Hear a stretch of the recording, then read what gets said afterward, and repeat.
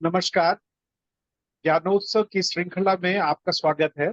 जैसा कि आप जानते हैं, ज्ञानोत्सव बिहार से संबंधित विभिन्न मुद्दों पर अपना एक बहस को शुरू करने की कोशिश करता है।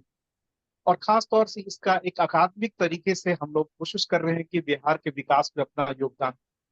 बहुत सारे पत्रकार हैं जो अब बिहार के विकास के बारे में, बिहार के मुद्दों के बारे में अपने अपनी तरह से लिखते रहते हैं। पर जो एकेडमिक कम्युनिटी है उसकी भी जिम्मेदारी है।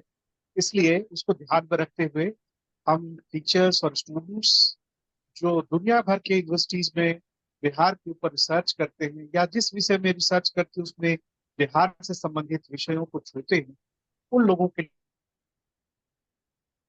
आज का विषय बहुत ही मजबूत, बहुत ही मजबूत, बहुत ही अच्छा है। और आप जानते हैं कि बिहार के स्टेट कैपेसिटी के बारे में हमेशा से बहस रही है। तो आइए आज के बाद वीरेंद्र जी को माइक देता हूँ। और वीरेंद्र जी आज के जो हमारे वक्ता हैं हिमांशु जी, डॉक्टर हिमांशु झा, उनका परिचय देंगे और इस विषय के बारे में थोड़ा बताकर इंट्रोड्यूस करके और इस कार्रवाई को शुरू करें। अवनीत जी। नहीं, धन्यवाद प्रदीप जी। आज हमारे साथ ज्ञानोत्सव की कड़ी में जो जोड़ने वाले हैं हिमांशु झा, जो एसोसिएट प्रोफेसर हैं school of liberal studies UPS में। और हिमांशु जी का जो एरिया है वो पॉलिटिकल साइंस है, पब्लिक पॉलिसीज में इंटरवेंशन रखते हैं। और ये अभी यहाँ से पहले south Asia institute Heidelberg Germany में वो पढ़ाते थे, उनके साथ पर्सनली भी जुड़े हुए हैं। इन्होंने इनका संबंध जेएनयू से रहा है। ये सिंगापुर नेशनल यूनिवर्सिटी में इन्होंने पीएचडी की है और इनका काफी लंबा इंटरवेंशन है एकेडमिक वर्ल्ड में थ्रू बहुत सारे रिसर्च पेपर्स। ज्यादा समय नहीं लेते हुए मैं हिमांशु जी को इनवाइट करता हूं बोलने के लिए। और हमारा फॉर्मेट हिमांशु जी 40 और 20 का है, 40 मिनट्स और 20 मिनट्स हम लोग क्वेश्चंस के लिए रखते हैं। लैंग्वेज आप हिंदी इंग्लिश मिक्स कर सकते हैं, जो भी आप चॉइस करें। हिंदी और इंग्लिश के बीच में, हिंदी में भी कई लोग हैं यहाँ पर, हिंदी इंग्लिश दोनों के साथ कंफर्टेबल रहते हैं, हिंदी में भी कर सकते हैं। और 40 मिनट के टॉक के साथ 20 मिनट के क्वेश्चन आंसर्स को रखेंगे हम लोग। ठीक है, तो मैं ज्यादा बिना बोले हुए, क्योंकि पब्लिकेशंस की बहुत लंबी लिस्ट है, जो लोग ऑलरेडी ज्ञानोत्सव पर शेयर किया हुआ है, जो लोग इंटरेस्टेड हैं इनके वर्क को देखने के लिए आराम से उसमें लॉग इन कर सकते हैं, देख सकते हैं। बहुत सारे वर्क अवेलेबल हैं। और डेफिनेटली हिमांशु जी से कनेक्ट कीजिए इनके बाद, और वो हमारे मेंबर भी हैं ज्ञानोत्सव में। तो मैं हिमांशु जी को इनवाइट करता हूँ अपनी बात रखने के लिए। धन्यवाद अवनेंद्र जी, पीके सर, ज्ञानोत्सव मुझे ये मौका देने के लिए कि मैं अपनी बातें रख पाऊँ। मैं ज़्यादा अंग्रेज़ी में ही बोलूँगा क्योंकि ये जो काम है ये अंग्रेज़ी में ही है, तो हिंदी में बोलने में थोड़ा समय व्यर्थ होगा। तो मैं अंग्रेज़ी में ही स्टिक करूँगा, अंग्रेज़ी में ही मैं अपनी बातें रखूँगा। You know, this is still an evolving research. So these are just some conjectures. And these conjectures are based on some of my initial field forays that I've done in Bihar in the last 5-6 years. And so this is about, how do weak states develop state capacity? Now, when we talk about state capacity, scholars have looked at state capacity in a typical Weberian sense, that, in sense of the administrative capacity of the state, that the state has to have a rational administrative hierarchical setup. The administration has to be rational. And so, so the administrative capacity of the state is very important. So Theda Skocpol, for instance, has talked about the relative autonomy of the state in terms of the administrative apparatus of the state also has to be autonomous from the societal interests. People have also talked about state capacity in terms of the coercive capacity of the state. This is also a typical Weberian understanding of state capacity. So the state's control within a given territory, and the proxy for that is, law and order. So people like Charles Tilley and, people who have worked on social movement talk about the fiscal capacity of the state, so the resource mobilization and the extractive potential of the state also means that the state, if there's a successful resource mobilization and successful, revenue generation by the state, the state is supposed to have, reasonably good state capacity. Or the fourth understanding of state capacity is the relational, understood in the relational terms, the state-society relations, that how state has been able to kind of mediate between the competing social forces. And so Joel Migdal, for instance, talks about the strong state and weak society, or weak state, strong society dichotomy. Or, people have talked about the state-society synergy, where, the state and society has come together to produce outcomes or policy outcomes. So all this is fine. So these are some of the basic understanding of state capacity, and scholars have actually, the arguments that scholars have made actually revolve around these 3 or 4 parameters of state capacity. But I find, this project actually problematizes these 3 or 4 parameters that I talked about, the Weberian autonomy, the coercive capacity of the state, the fiscal capacity of the state, or the relational capacity of the state. Simply because, if we go by these arguments, that means that they are caught between these hard categories of strong or weak states. My argument is that what if a state is weak on all these parameters, and yet in pockets it develops state capacity or displays remarkable state capacity, right? That kind of problematizes or challenges this view that, we have to actually understand state capacity in terms of strong or weak state. I argue that even weak states can develop state capacity in pockets. Of course, there are people who have actually worked in Brazil, like Judith Tendler or Erin McDonnell, who has worked on Ghana, and they talk about pockets of effectiveness. So this project is, this particular paper, which is still evolving, actually talks about pockets of effectiveness in a weak state, right? Okay, so to do that, I look at the state of Bihar, something that actually members of Gyanotsav are very interested in. Now, why should Bihar be treated as a weak state? So Bihar, as we all know, has been historically known for poor governance. State is captured by a corrupt nexus of bureaucrats, contractors, middlemen, socio-politically dominant groups. Caste divides run deep, and the state is regarded, chronically backward on all socio-economic, even political indicators. So it's one of the poorest states. 33.74% of Bihar's population is considered poor, much below the national average of 21.92. If we consider the multidimensional poverty index, more than 50% of Bihar's population is poor. About 75% of the rural poor were landless in 2000, a direct consequence of the unfinished land reforms agenda. Also, the fiscal capacity of the state is very low. The utilization of fund, for instance, which was meant for the development of the state between 1990 and 2000, the state forfeited 1/5 of the total central funds between, this period. The central assistance to the state between 1990 and 2005 constantly declined. The corruption is massive. I don't agree with some of the corruption indexes, but this is what is available, that Bihar is the second most corrupt state in India, according to Transparency International. And of course, we all know about the notorious water scam case, rupees 9.4 billion, equivalent of USD 590 million in 2019, was actually embezzled from the public exchequer. Of course, Bihar is weak on, the law and order situation as well, especially between 1990 and early 2000s, where kidnapping was common. Kidnapping for ransom was common. Law and order situation, in fact, many people called it Jungle Raj during that period. So on all parameters of state capacity, Bihar was a weak state, right? And yet, this weak state between 2005 and 2010 undertook audacious reforms in sectors which are considered very problematic, right? And so to do, these sectors are like my cases, right? And so there are 2 sectors that I have looked at. One is infrastructure, which are roads and bridges. So since 2005, Bihar has displayed a vital capacity for infrastructure development.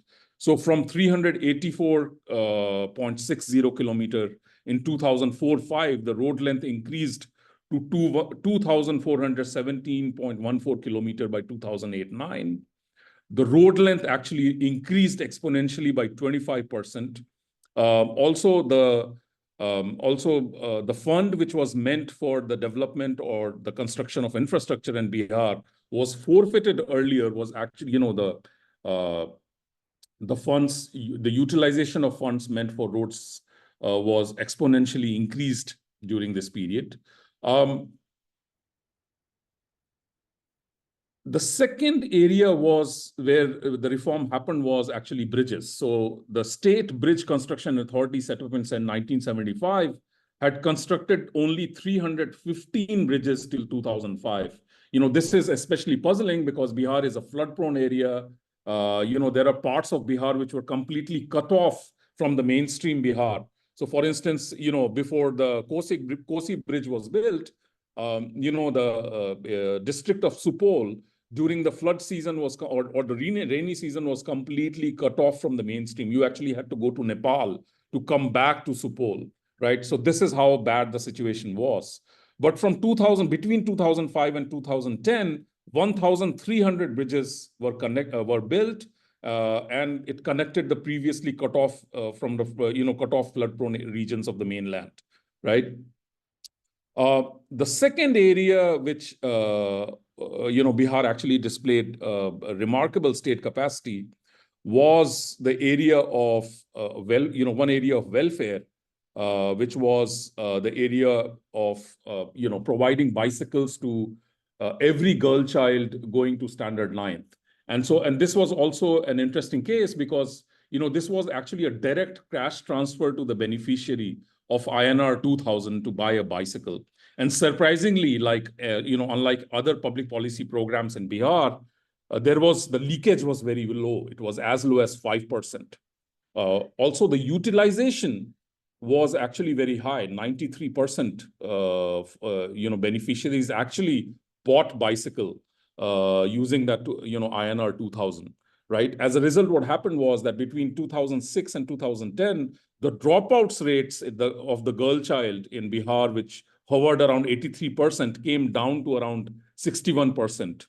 And so this has actually a remarkable, this had actually a long durée impact on the enrollment of girl child as well, right? Okay, so despite the legacy of weak state capacity, how did Bihar develop this state capacity in pockets? So it's not as if the state capacity was developed comprehensively across all departments, across all sectors. Bihar was still one of the states which was poorly governed. Bihar was still one of the corrupt states. In fiscal capacity, revenue generation, it had a poor record. Also, the funds which meant for development was not utilized properly. And yet in these pockets, Bihar actually developed state capacity. So the case of Bihar actually challenges the parameters of state, the established parameters of state capacity, how we understand state capacity. It problematizes this view, right? Okay, so there can be a number of explanations for the presence or absence of state capacity. So number one is, of course, the political regime changed. And that's why Bihar displayed remarkable state capacity, okay? So, but even if the political regime changed, that does not mean that, Bihar developed state capacity overnight so swiftly, right? State capacity is something which, as we all know, history matters, and state capacity needs to take into account the legacy, the institutions, the administration, the administrative legacy, the administrative effectiveness. And so Bihar could not have developed state capacity so swiftly overnight, right? So the political regime argument does not quite catch it, or does not quite capture this change. The second possible explanation can be that it's about political will, right? Okay, so even if it is political will, what generates political will, right? So political will does not come out from a vacuum. There is a kind of a process through which political will is generated. And this project is actually looking at some of these processes where, what generates political will, if it at all it is about political will. And, what after all is political will, right? Because political will is used as debased currency, especially by political scientists, where, they just argue that it is about political will, but then they just stop at that. They don't actually elaborate on what constitutes political will, what generates this political will. So this project, this particular paper actually looks at some of these processes which generate political will, okay?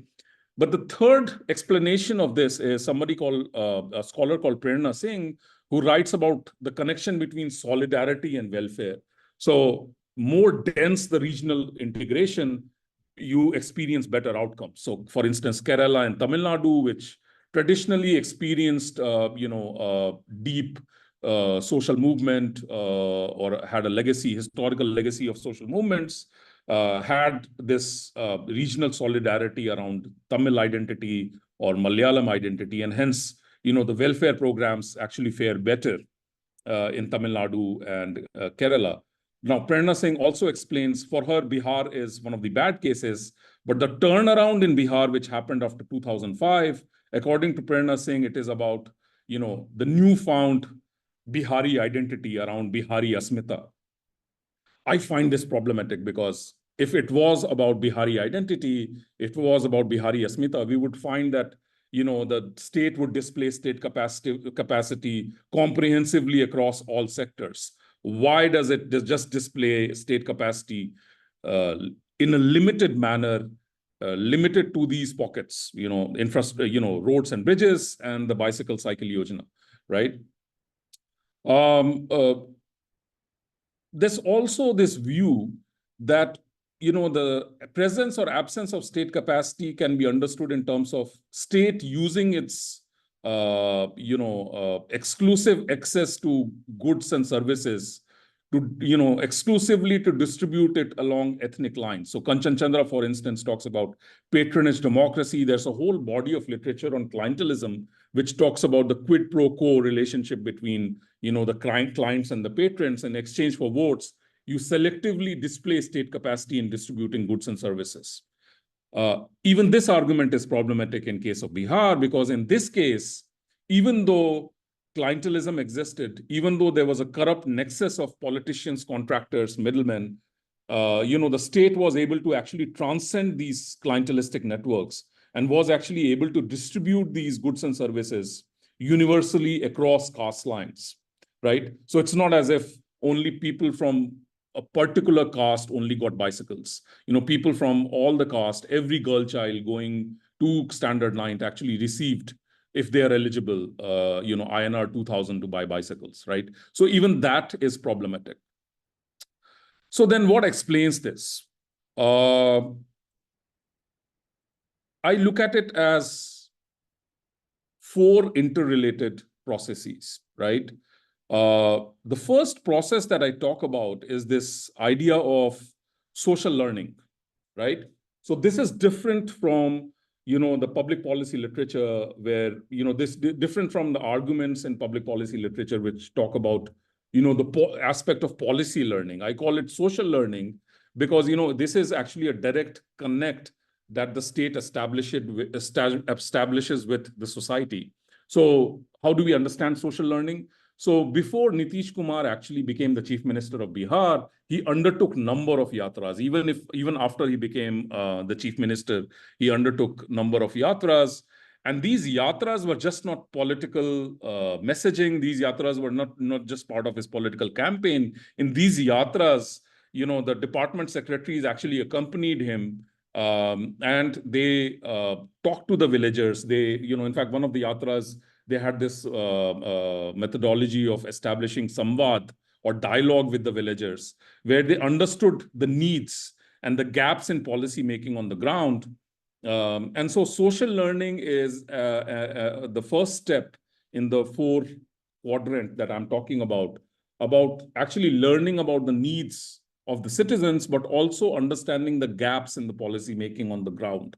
Okay, so what is the second step then? Okay, you now know the needs, you know the gaps, you know that what is actually needed on the ground. You need to have solutions in place, right? So, what do you call policy solutions? So remember, Bihar is still a state which is a weak state. So unlike other states, you have kind of a very weak resource base. You don't have many resource pockets to dip into. So the second step is something I call puzzling, right? Puzzling is when, you know, the state or the stakeholders actually come together to generate ideas towards possible solutions to address the gaps or the needs of the citizens that they have learned in the stage of social learning. So for instance, as we all know, Nitish Kumar had established, or Nitish Kumar or the state had established this idea of Janta Ki Darbar mein Mukhyamantri, which was a direct dialogue with people. Every Monday, each department would be taken up, and people from all over Bihar could actually come and just express their grievances or whatever needs that they want, they wanted addressed regarding that particular area. The second thing that the state did as part of puzzling is they actually started inviting or organizing seminars, workshops. So in 2009, Indian Road Congress was actually organized by the Bihar government, where technical experts from all over India, but also abroad, this was a global conference, actually came. It was mandatory for the engineers to actually come and attend this seminar. There were a number of parallel sessions. So these are some of the technical things that, Bihar government undertook as part of the puzzling. There was also kind of a system of weekly department meetings where the ideating happened in those meetings to look for possible solutions, okay? So what social learning and puzzling does, it helps state, especially in a weak state, it's important to prioritize a policy area, okay? It's not as if, you have to actually, initiate reforms in all areas because you have weak state capacity. You need to prioritize some areas to address the problems. So what social learning and puzzling does is it helps states prioritize the policy areas or policy domains to address. But more importantly, in a weak state, there's always this uncertainty about what decisions to take. What social learning and puzzling does is that it helps state remove a lot of uncertainties which actually are inherent in the cultures or in administrative systems which display weak state capacity, or ecosystems which have which are weak. The third part is the third area. Once the uncertainties are removed, once you know the policy priorities, this is the stage where political will is generated, right? So once you have the framework in place, once you are sure about what you want to do or how do you want to go ahead, once you have identified the officers who will be put in charge, you display political will. So what exactly is political will? Political will is, number one, unequivocal intent towards a policy reform. But it is not only intent, it is also an actionable commitment. You have to actually show that how you're going to do it. So the stage before, which is the puzzling stage actually shows that, this is how we are going to do it. So there's the political will also constitute actionable commitment, right? It also means that the state is actually allocating both resource and human resource allocation towards a particular policy domain. And last but not the least, political will also contains clearly defined goals and instruments.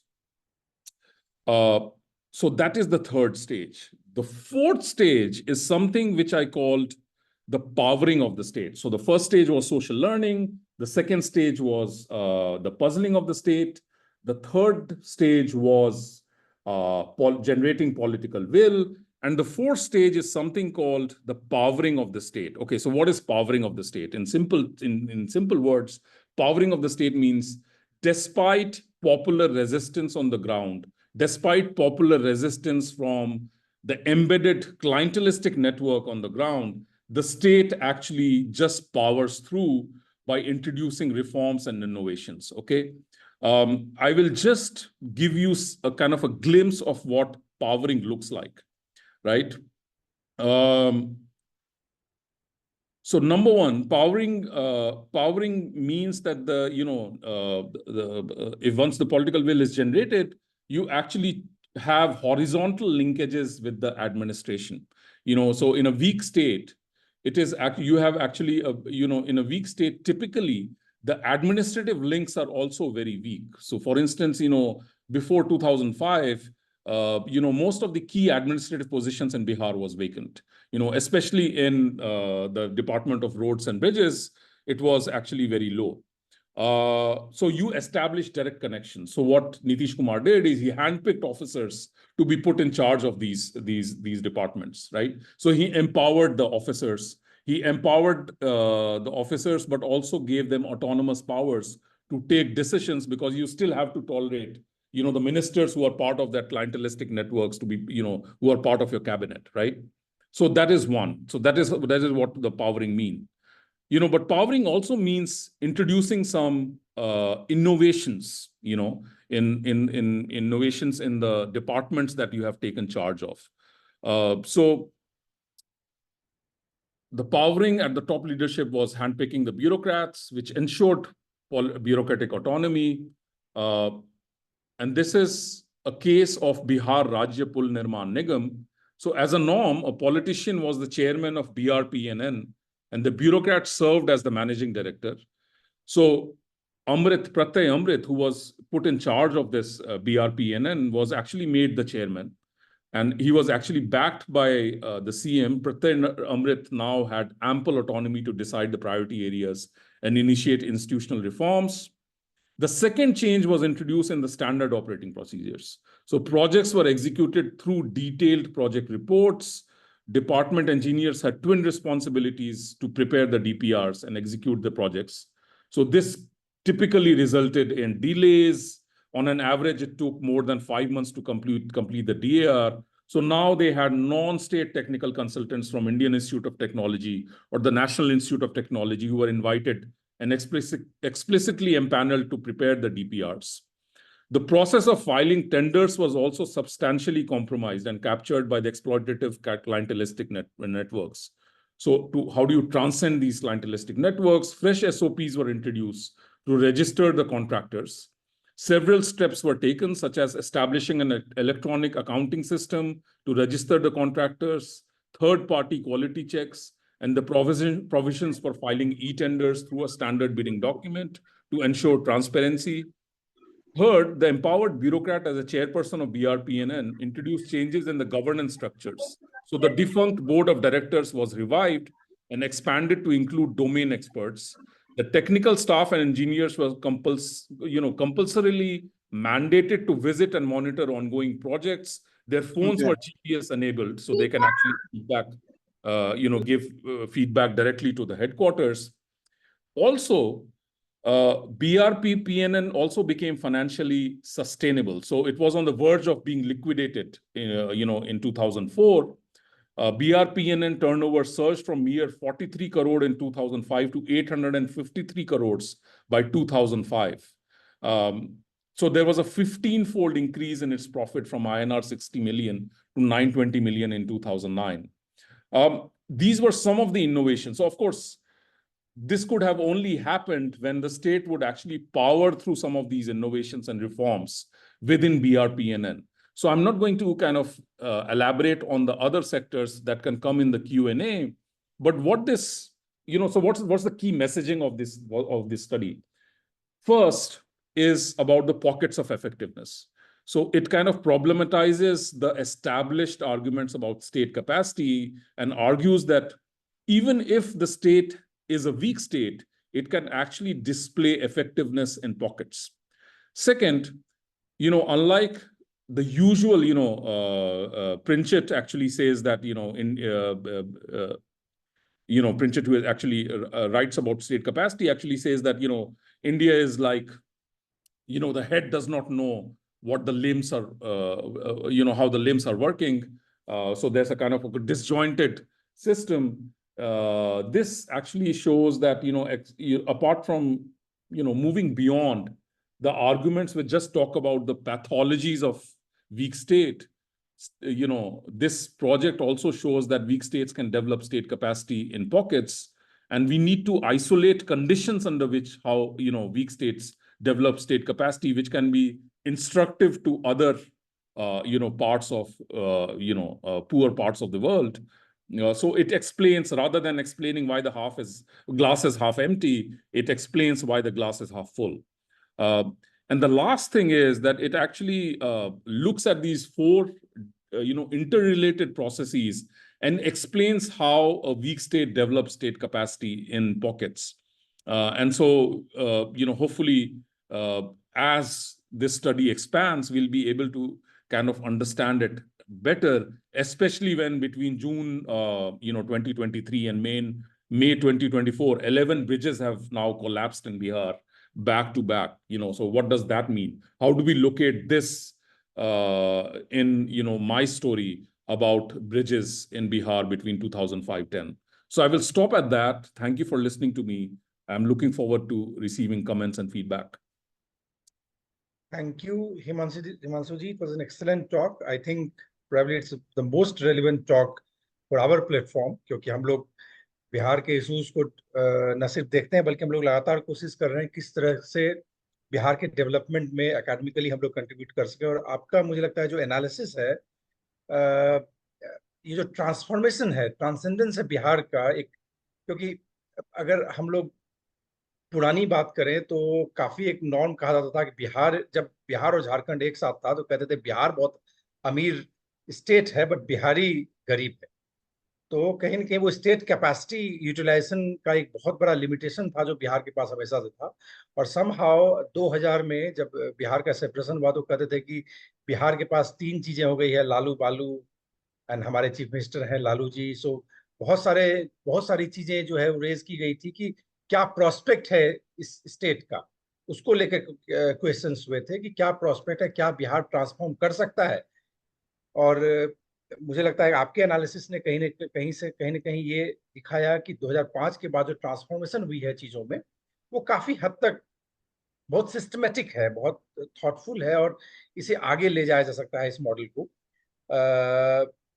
जैसे knowledge dissemination की बात करते हैं, public से connect की बात करते हैं, या एम्पावरिंग स्टेट की बात करते हैं, ये सारी चीजें बहुत इंपॉर्टेंट है। मुझे लगता है कि मैं तब तक मैं रिक्वेस्ट करता हूं बाकी जिन लोगों से क्वेश्चंस है प्लीज रेज करें हैंड। मैं जब तक आप लोग डिसाइड करते हैं क्वेश्चंस को, मैं एक दो क्वेश्चंस एज ए मॉडरेटर मैं चाहूंगा हिमांशु जी कुछ उस पर प्रकाश डालें। पहली बात तो ये लग रहा है हिमांशु जी, जब हम लोग बिहार की बात करते हैं, एक ट्रांसफॉर्मेशन की बात करते हैं, ठीक है, चीजों को किया गया कई सारे मेथड्स की तरह से, लेकिन ultimately it seems like it's a top down approach. It's basically completely state led kind of initiation, state led entire thing was basically dependent on the state, और इसे पब्लिक तक ले जाना नीचे से ताकि लोग इसके लिए रिस्पॉन्सिबिलिटी को फील करें, ये भी बहुत इंपॉर्टेंट बात है। आज जब ब्रिज कोलैप्स की बात है तो कहीं ना कहीं जब स्टेट में जैसे प्रत्यय अमृत का ट्रांसफर होता है तो वो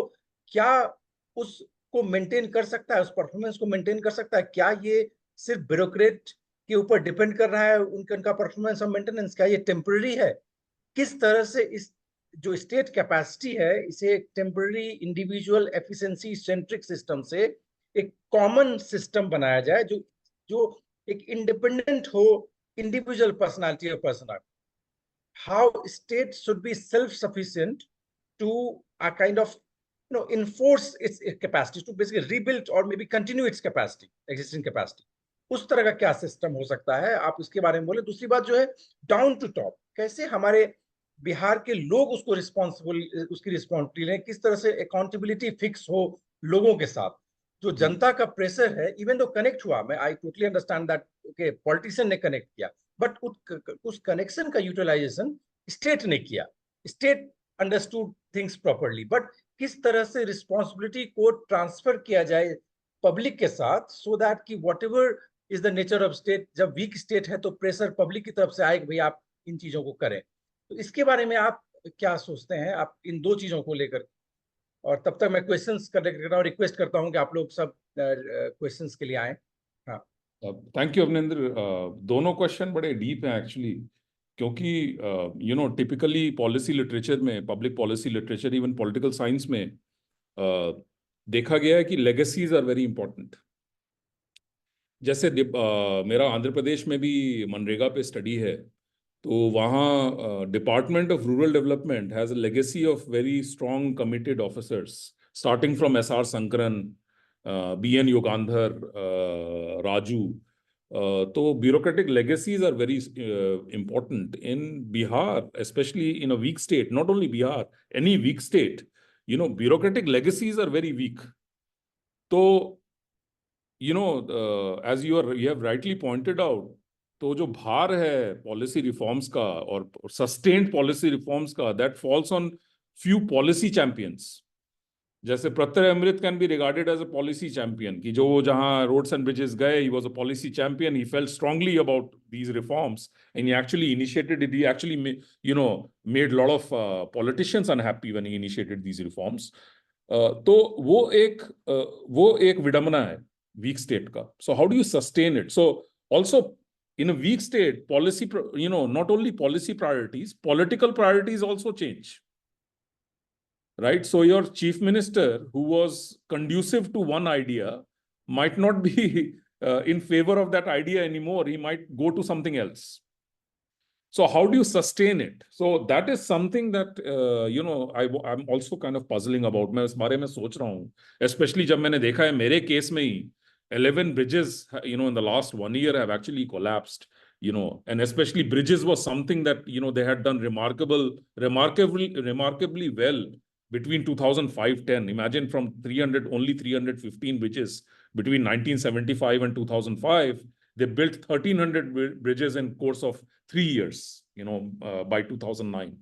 So remarkable capacity. So that is something which needs to be looked at. So then you have to engage with something called policy champions, whether it is just limited to policy champions or whether there's a sustained effort to do this.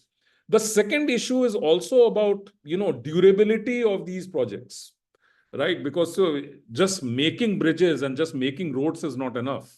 You actually have to maintain them over time, So there are a lot of issues which are interrelated, which needs to be looked at, and that's what I'm puzzling about at the moment, and something that I will look at, when I expand this paper further.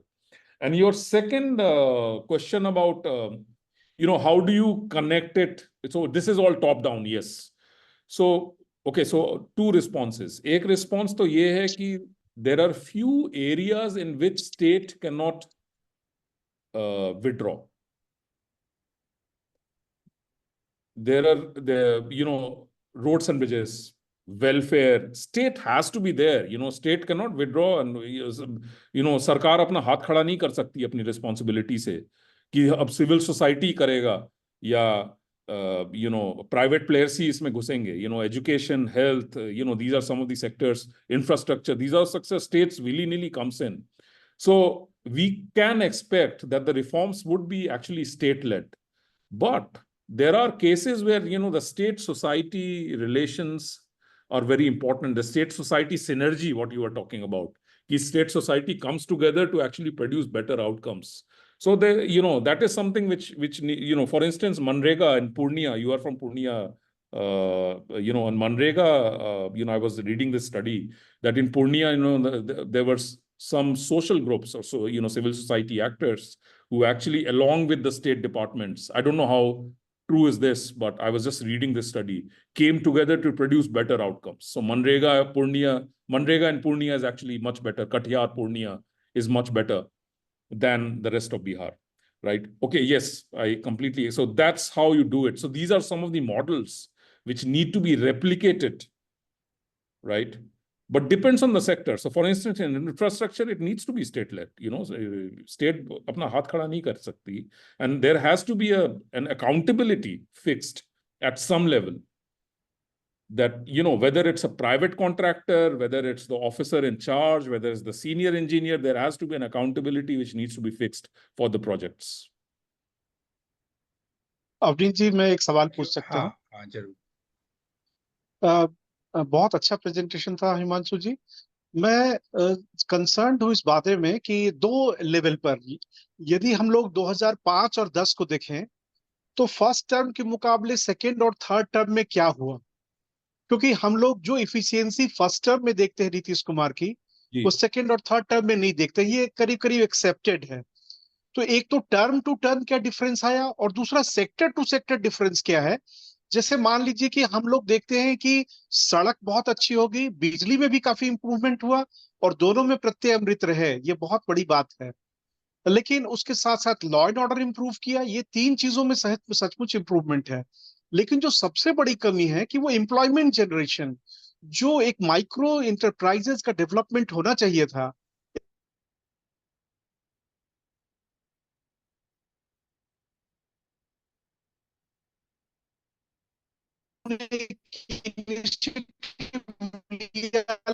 सड़क की तो बनी, लेकिन नहर नहीं बने। शहर employment generate करता है, उसके बारे में क्यों नहीं हुआ? तो आपकी नजर में क्या है जिससे कि ये डिफरेंस देखा?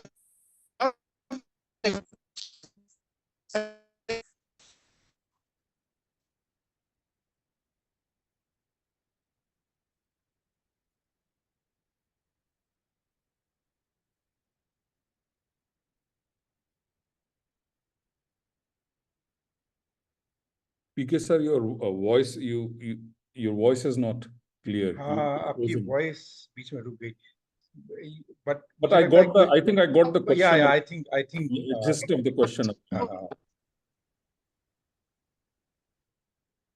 Should I एक answer बात, it now, or I think he's still asking a question. ठीक है, मुझे लगता है कि क्वेश्चंस क्लियर हो गई है, तो हिमांशु जी हाँ। Ji, absolutely.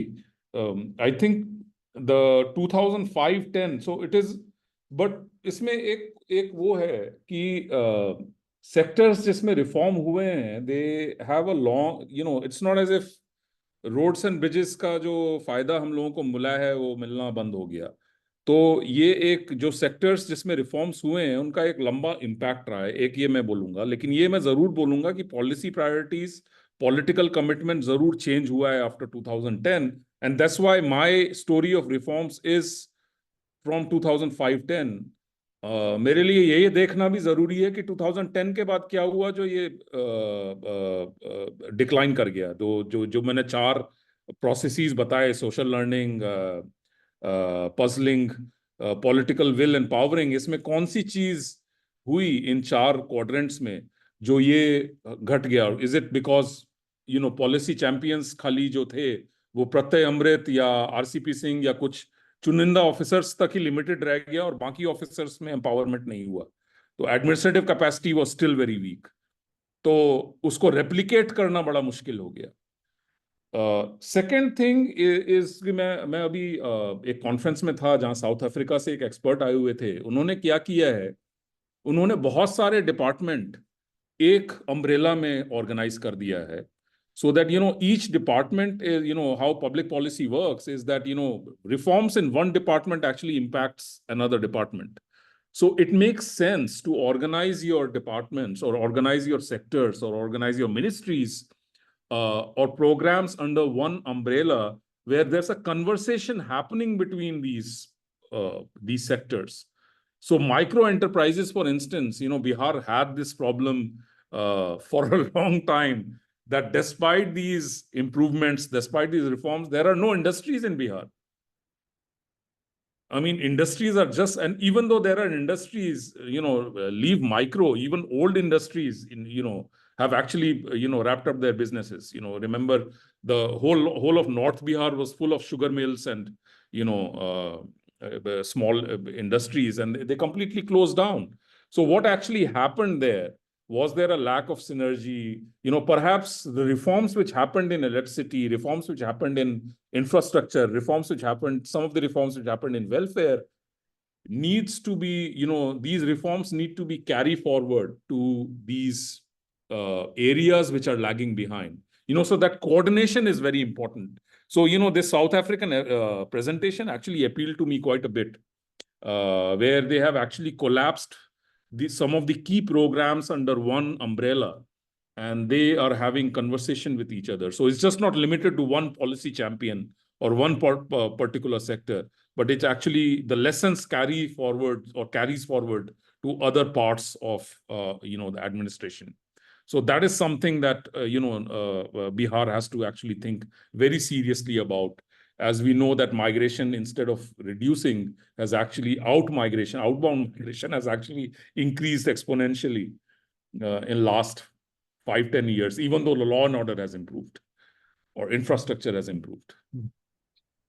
Thank you.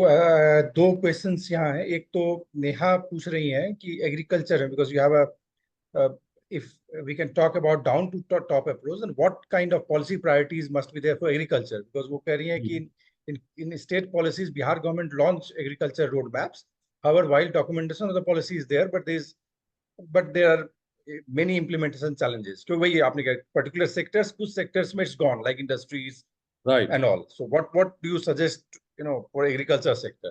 मुझे मैं दो क्वेश्चन एक साथ मैं कर दूं अगर आप कहें तो। जी जी जी जी हाँ, तो आसान होगा। दूसरा क्वेश्चन अमरज्योति जी पूछ रहे हैं कि like Bihar, and very kind of expected question from anybody from Bihar, like Bihar has already limited fiscal capacity, and via prohibition it actually created a double kind of problems. On the one hand, you are losing a huge resources, on the other hand your revenue expenditure to implement those things are quite high.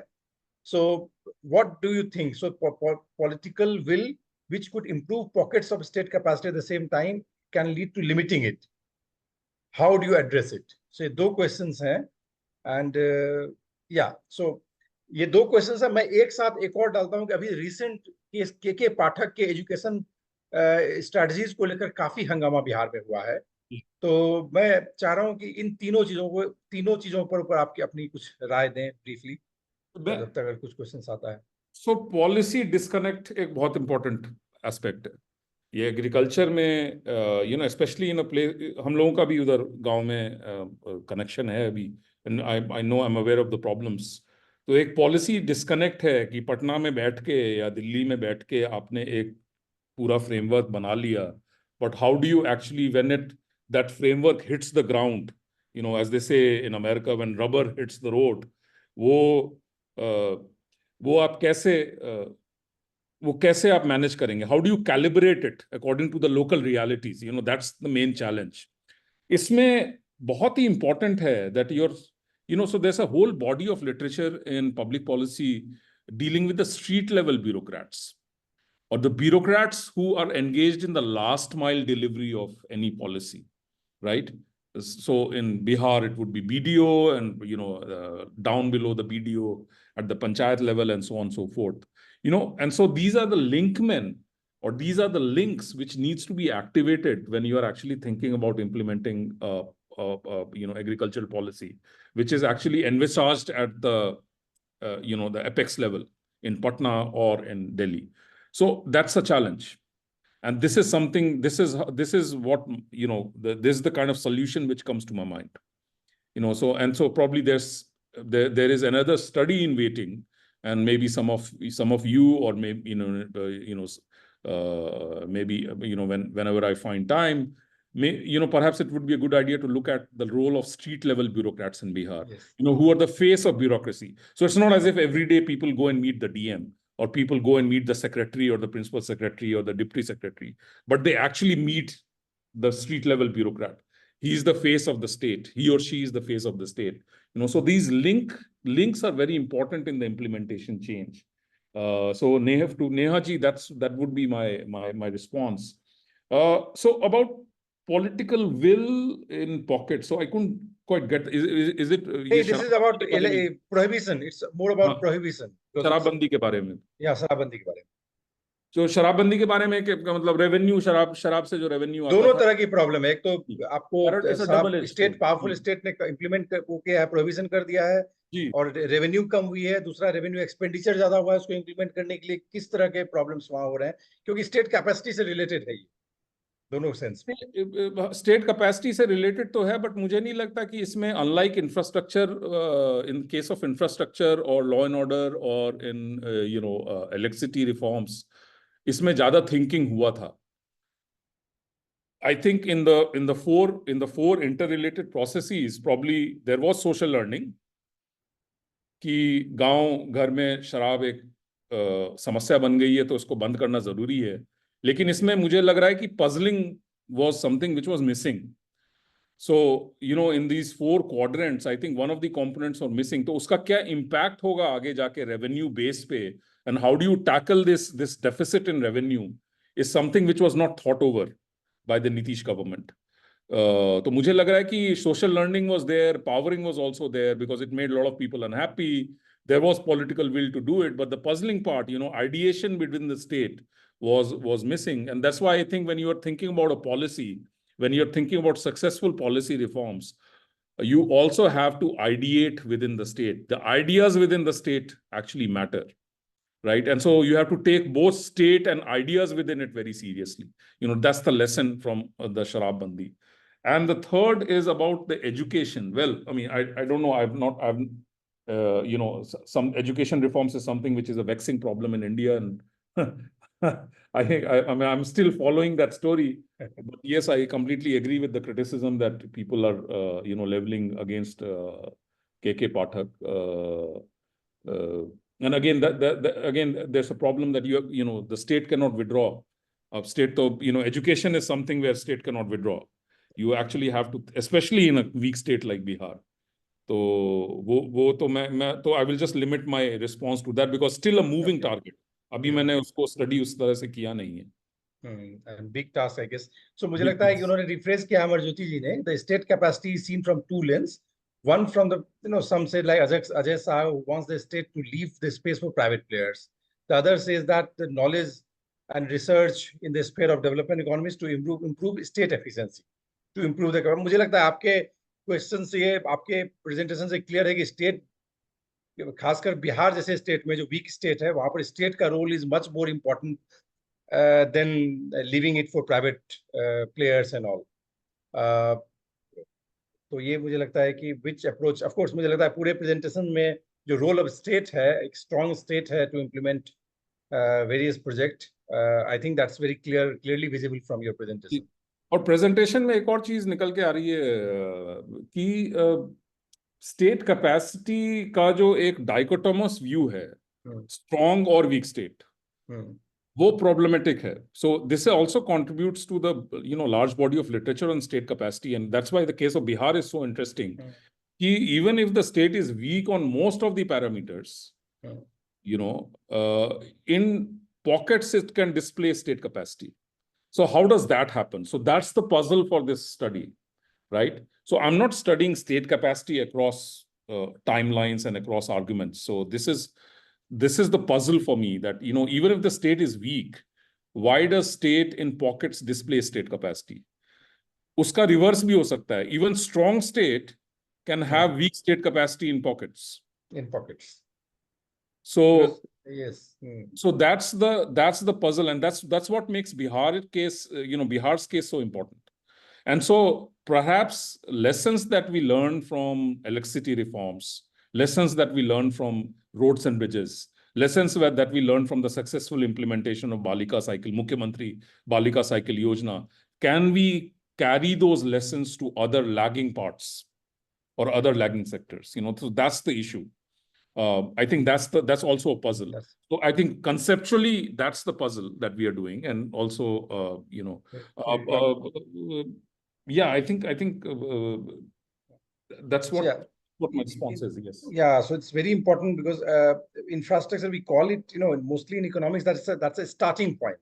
Yeah. So infrastructure is just a beginning of reform, Right. and actual reforms comes when you basically transform your education, health, the people, the human capital particularly. Yes. And you provide employment, quality education, quality health services and all. But if we talk about more deeper issues, particularly related to Bihar, you find that hardly any improvement happened. In fact, I seriously, if you look at the education system, in spite of recruitment, contractualization of, an entire system was contractual. And then you find that, as far as quality of education is concerned, it's pathetic. Health sector, even though Pratyay Amrit is now heading health department, yet you find very limited improvement, particularly in last couple of years, maybe. Yes. So in that field, then employment front, it's gone, because in spite of now, if you find that good governance, if we call it a good governance, it's again for maybe now it's 20 years almost. nearly 20 years, but yet the rate of migration, out migration from Bihar is highest. In all development parameters, Bihar's performance is either the lowest or one of the lowest. So still, even in spite of Yes. crossing double-digit growth rate for decades in current kind of prices, yet per capita income of Bihar is lowest in the country. So मुझे लगता है कि now it's very important, it's challenging कैसे किया जाए, और हमारा generation loose कर रहा है, हमारा young Bihar is also having demographic dividend भी देखिएगा, बाकी स्टेट्स में बिहार में यंग पॉपुलेशन इंडिया की तुलना में भी ज्यादा है, और हम अगर एजुकेशन और हेल्थ को नहीं प्रोवाइड कर रहे हैं, we are losing this generation completely, we are converting this this young people a kind of liability instead of being converting them in an asset. So मुझे लगता है कि आपके नहीं मुझे इसको एक्सपैंड करने की जरूरत है बहुत कुछ इसमें अवनेंद्र, मैं बस क्विकली कहूंगा, 8:30 बज गए हैं, एक just quickly in response, I completely agree with everything, and that's why I find it problematic when people talk about, in social science, there's this dichotomy, this tension between agency and structure. So agency is that you talk about policy champions. Agency is with a particular person, is the agency-centric explanation, right?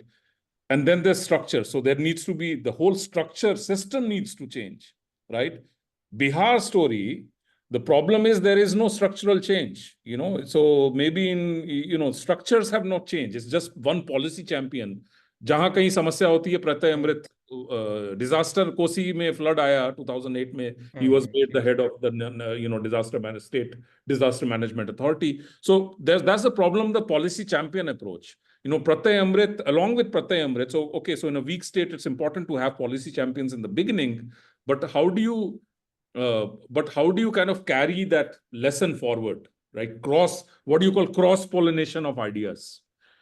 So that is very important, but it's important to actually explore these issues if we want Bihar as a state to develop and grow in India. And Bihar, as you said, has got great demographic dividend. How do you how do you kind of take advantage of that? So I think economists, political scientists, historians, sociologists need to put their head together to think about these issues, Avnendra. Thank you Himanshu ji, बहुत ही fascinating talk आपका था, और मुझे लगता है कि question से ज्यादा मेरी क्वेरीज है कि आप किस किस एरिया में और रिसर्च को अपना एक्सटेंड करने वाले हैं इसके आगे, तो मैं आपसे टच में रहूंगा। और मुझे लगता है कि अनादि फाउंडेशन और ज्ञानोत्सव के प्लेटफॉर्म में आपके जो नए इंटरवेंशन हैं या होने वाले हैं, ये बहुत ही इंपॉर्टेंट होगा। ज्ञानोत्सव के प्लेटफॉर्म में हम लोग से जुड़े रहें, और जो भी प्रदीप जी और हमारी टीम कुछ अगर हेल्प कर सकती है, कुछ अगर इसमें पार्टिसिपेट कर सकती है, we will be very happy in doing that. Time हो गया है, मुझे लगता है कि वर्ल्ड कप और हमारे बीच के फासले को खत्म किया जाए। और thank you very much Himanshu ji. Thank you Avanendra ji, thank you. नया करेंगे तो फिर नए रिसर्च होगी तो फिर से आपको बुलाया जाएगा। जी, थैंक यू, धन्यवाद, thank you, thank you, bye bye.